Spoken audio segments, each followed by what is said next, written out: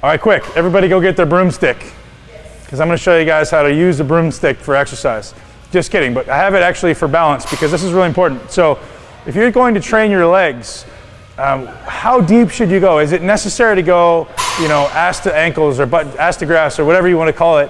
And the answer is, it depends. The answer is depends on what your specific goal is. And for people looking for optimal quad development or optimal glute output, I actually suggest not going all the way down all the time. And here's why.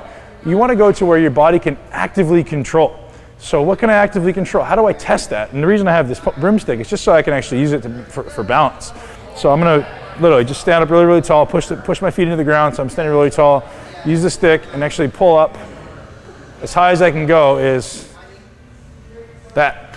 So if I were to squat, it's the only place I want to go.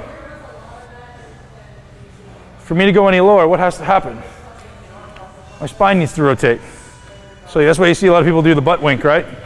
They're going to go below that. That's my active range. So when I squat or when I leg press or when I hack squat, that's as low as I go to maintain tension here. Because if you can imagine, if I'm going any lower, all that's happening is my pelvis rotates. Nothing actually changes at the musculature here, because that's as far as I can physically go. If I go any further, either I'm going to be tearing something or hurting something, or my pelvis is going to rotate, putting additional stress on my lower back.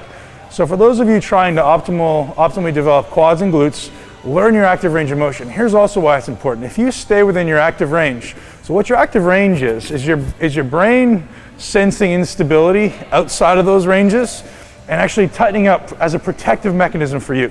So if you start going outside of those ranges, your brain's going to say, oh boy, we need to be extra tight to keep safe. So probably not going to be good for increasing mobility, increasing development, or increasing your ability to go outside of it. So what we actually do is we'll actually try to do some type of activation movements, something like this. So if I get to this position, I might just push into it, or maybe I'll just try to pull up and extend my quad there. So by giving my brain stability, my brain is going to say, hey, I can increase mobility. When your brain, the analogy I always use is when you walk on ice, or I've heard this from Greg Roscoff, the MIT creator, when you walk on ice, what happens?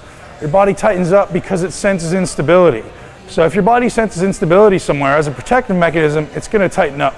That's why you lack range of motion in places. That's why most people have such tight hamstrings.